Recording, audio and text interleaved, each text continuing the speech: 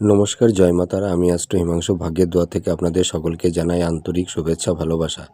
দেখুন, যেসব জাতক জাতিকাদের এই যে বৃহস্পতির আঙুলটা আপনারা দেখতে পাচ্ছেন, জাতকেরা হলে আপনারা আপনাদের ডান হাতটাকে দেখবেন এবং জাতিকারা হলে আপনারা আপনাদের বাঁ হাতের এই বৃহস্পতির আঙুলটা খেয়াল করবেন। দেখুন, এই বৃহস্পতি আঙুলের নিচের দিকের নিচের দিকের এই অংশটা, এটা হচ্ছে বৃহস্পতির স্থান।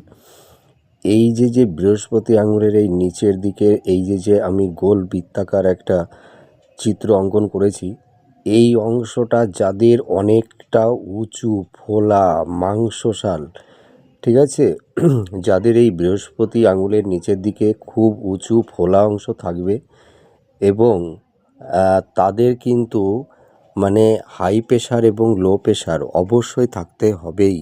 মানে সেই সব জাতক জাতিকাদের মানে হাই প্রেশার এবং লো প্রেশার যে কোনো দুটোর মধ্যে একটা প্রেশার কিন্তু অবশ্যই আপনাদের থাকবে। দেখুন, আপনাদের হাতের বৃহস্পতির নিচের অংশটা, আপনাদের এই নিচের অংশটা ফোলা আছে কি না, অনেকটা ফোলা আছে কি না, তাহলে দেখবেন আপনাদের হাই প্রেশার অথবা লো প্রেশার এই ধরনের রোগে আপনারা ভুগছেন।